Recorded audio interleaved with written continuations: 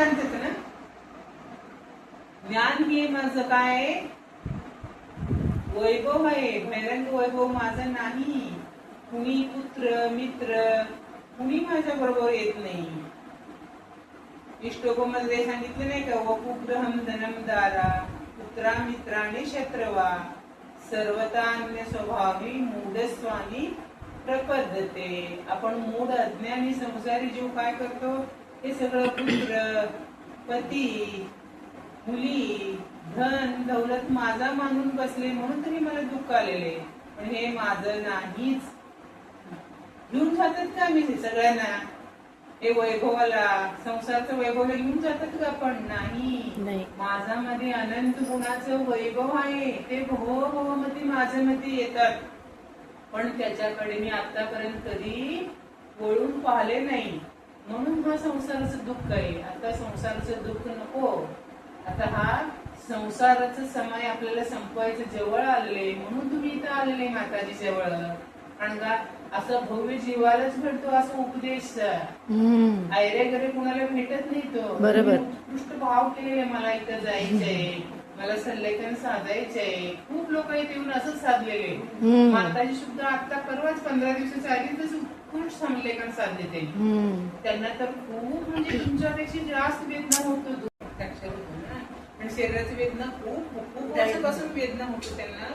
पण एका शब्दाने माताजीने मला दुखतेच असं एक शब्द बोलले नाही. एके जागावर असल्यामुळे एवढं इथं जखम झाले तरी त्यांनी मला इथं जखम झालेली एका शब्दाने बोलले नाही. म्हणजे अंतिम मरण समयाच्या वेळी 2 दिवस झाले तरी भयानक जखम झाले होतो.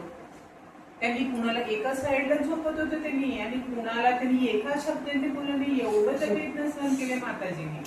कशाच्या बलावर? आपल्या जीवत्व शक्तीवर मी जाणणार आहे, ज्ञान शक्तीवर मी जाणणार आहे.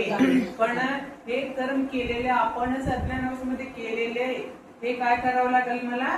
त्याला जाणायची मात्र, भोगायची नाही. त्याला भोगायचे म्हणलं तर काय होतं, तर आपुलता करावं लागतं. पण त्यांनी हे वेदना शरीराचं नसतं, तुझं वास्तविक. पण आपलं ज्ञानाने वेगळं करावं लागतं. तर शरीराला जखम झालेला असतो तो, पण तो जखमाला जाणणार कोण असतो तो? मला वेदना होतो की जीवाला वेदना होतो. हा पुतगलाला किती तुकडा केले, हे केले तर वेदना होतो का? पण हा शरीर आणि आत्मा एकत्र झाल्यामुळे काय होत असते, तर शरीराचा जखमाला मी जाणतो आणि ते वेदना मला होतो. पण ते होत असताना सुद्धा ह्याच्यापासून मी भिन्न आहे असं प्रकार काय करावा लागतात, आपल्याला अनुभव करावा लागतात. हा शरीर भिन्न आहे का नाही? आपण किती लोकांचं बघितलं की मृत्यू झाल्यावर शरीर जाते का आत्मा बरोबर? नाही जात, तिथेच जळून टाकल्यात. माताजीचं शरीर सुद्धा, माताजी होते, महान होते, गुरु होते, शरीर ठेवू शकतो का आपण? कारण का 1-2-3 तासाचं आतच काय केले जातं, तर ते शरीराचं भस्म केले जाते. म्हणून मरण्याचं भ्यायचे नाही. खूप उत्कृष्ट पुरुषार्थ केले तुम्ही इथं येऊन आत्मसाधन करण्यासाठी. आतापर्यंत नाही झालं तर काही अवघड नाही. माझा आत्मा माझ्या जवळच आहे, अनंत गुणाचं वैभव माझ्या जवळच आहे, आणि ज्ञान माझंच आहे ना. ज्ञान आहे का नाही?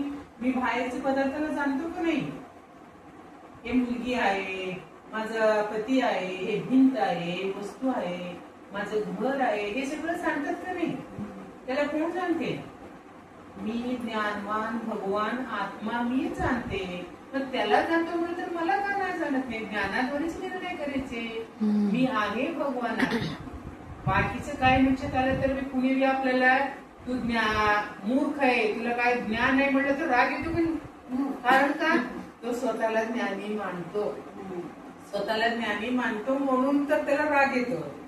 पण अज्ञान रूपाने का व्हायला आपण स्वतःला ज्ञानीच मानतो, हुशारच मानतो का नाही? मग आता ज्ञान, आता सम्यक ज्ञान माझ्या आत्माला जाणायचे नाही म्हणलं तर काय कामाचे ज्ञान माझं ज्ञान?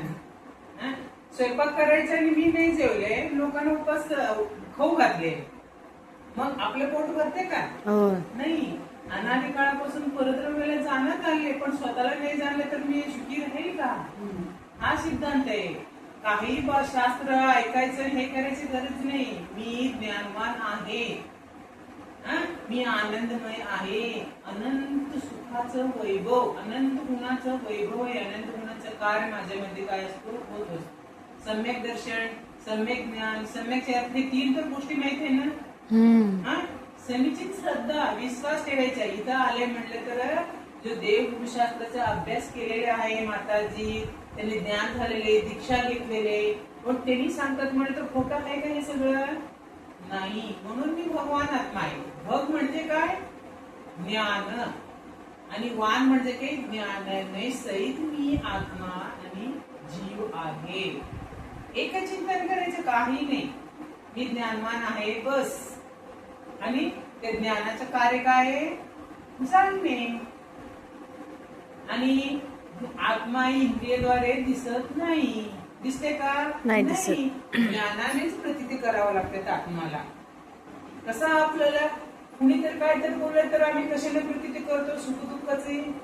कुणीतरी कौतुक केलं तर काय म्हणतो? वा, मला काय कौतुक केले. पण आपल्याला आनंद होतो. दिसतो का? आनंद कुठे दिसतो? आतमध्ये फिलिंग होते. तसंच प्रकार मी आत्मा आहे हे फिलिंग होते, तर मी आहे ज्ञानवान.